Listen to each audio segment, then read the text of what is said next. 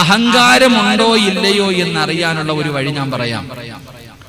നിങ്ങൾക്ക് അഹങ്കാരമുണ്ടോ ഇല്ലയോ എന്നറിയാൻ ടെസ്റ്റ് ചെയ്യാൻ എന്റെ പ്രിയപ്പെട്ടവരെ ഞാനൊരു വഴി പറഞ്ഞു തരാം. ആരാ പറയുന്നതെന്നറിയുമോ? എന്റെ പ്രിയപ്പെട്ട സഹോദരാ, മദീനത്ത് മസ്ജിദ് നബവിയിലേക്ക് കടന്നു ചെല്ലുമ്പോൾ ആ പച്ചക്കുബ്ബയുടെ അടിയിൽ ഇങ്ങനെ ആദരവായ പ്രവാചകൻ നബി മുഹമ്മദ് മുസ്തഫ സ്വല്ലല്ലാഹു അലൈഹി വസല്ലമ തങ്ങൾ കിടക്കുമ്പോ ആ പ്രവാചകന്റെ റൗളയ്ക്കകത്ത് കൂടെ കിടക്കുന്ന രണ്ട് സ്വഹാബികളുണ്ട്. മഹാനായ സയ്യിദുനാ അബൂബക്കർ സിദ്ദീഖ്,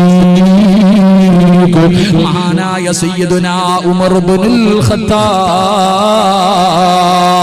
ആ ഉമർ ഇബ്നുൽ ഖത്താബ് റളിയല്ലാഹു തആല അൻഹു അടയാളം പറഞ്ഞു തരികയാ.